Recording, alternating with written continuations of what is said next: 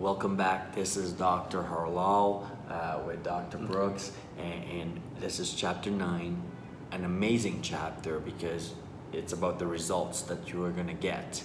And in chapter 9, talks about the outcome of patriotism, and it aims towards we are all one.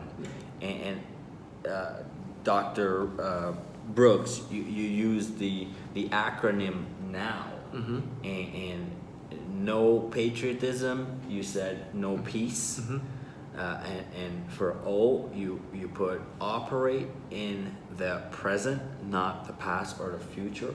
So that's true meaning of now. And W, you have W represents win, and you have win climate.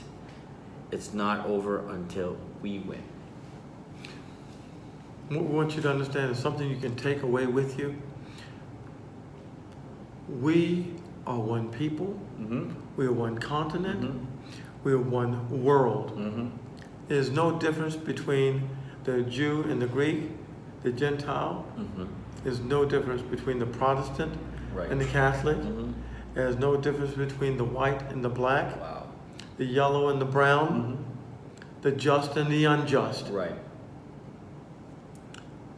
So we are truly one. And if we are truly one, that's the outcome of patriotism, is to protect our family, to protect our tribe, to protect our community, to protect our country, to protect our world. We come in unison, Dr. Lau, when there's a major disaster in the world, a tsunami in Asia and Japan, a hurricane in the Caribbean, Yes. floods, blizzards, total volcanoes, total wipeouts of societies or property devastation. Yes. All of a sudden we become one. We're unified in that effort because we understand that's mankind, that's humanity. And we operate instinctively on civility. To help others. To help others. Treat We others forget how we treat ourselves. ourselves. We were spared. So therefore we take out of our abundance and we give so that others can rebuild. Wow. So that others can live. So that others can prosper. And that is a direct outcome of patriotism. It's patriotism worldwide. All of a sudden it's taken on a whole new element. It's not just my family or my tribe or myself or my country. It is now the world. Wow. And that's what it's all about. And that's the ideal and idea I want you to grasp upon. And the antonym now, N-O-W, no patriotism. If there's no patriotism, there will be no peace. We talked earlier about peace in the world. It's directly dependent upon patriotism. Wow. Because as we become patriotic individually and collectively, it does it worldwide. And we shall know peace because no longer will there be anything to fight for because we won't be tolerating one another. There will be acceptance of one another. You see how these concepts go together. And we must operate in the present, not the past or the future. And operating in the past, we're always bitter about something. It didn't go my way. Someone else got my portion. In the future, well, don't know how it's going to play out. Don't know how it's going to look. I sure think it may be my way, but could go another way. Can't control that. Yes. So there's always doubt. The demon doubt raises his head.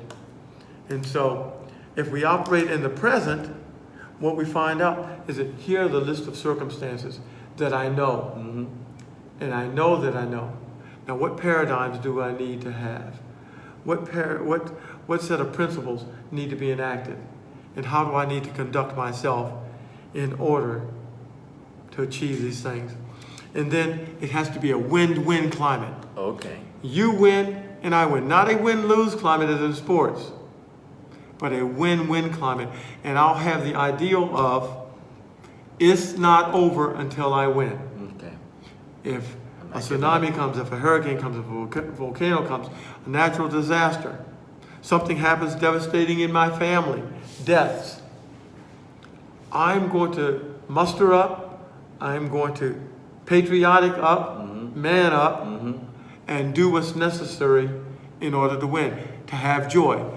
That thing may be sad, may not make me happy, but I control joy. Yes. I do not control happiness, but I control joy. And in controlling joy, we exponentially let and allow patriotism to increase. Phenomenal.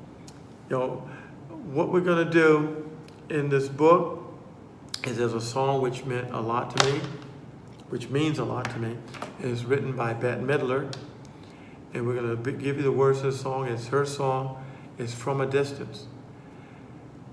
And in that song, it talks about being watched from afar. And if you look at something, if you can imagine being in an airplane, Yes. 30,000 feet above, and the skies are clear, there are no clouds, and you look out the window and you look down, massive buildings and houses and cars look like little Monopoly toys and things. They look so small and insignificant and tiny.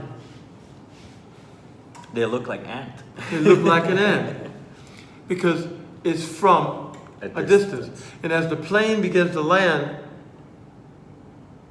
the cars get bigger, the people get bigger, the houses get bigger, and we see, oh, I thought that was a nice house, and we find out it was a shack, or I thought that was nothing, and we find out it's a cathedral.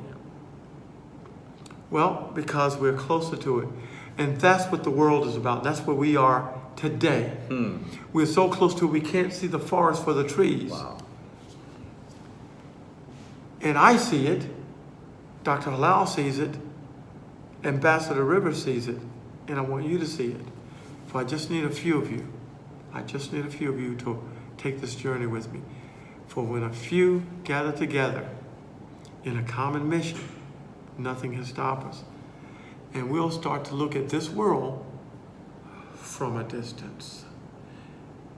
Not with all the muck, the mire, the chaos, the disorder, but we'll start to see it in peace. We'll start to see it in order. We'll start to see it as it was designed to be. Thank you. And the very next chapter will be our last chapter, chapter 10, and it covers core values. Yes. Race over there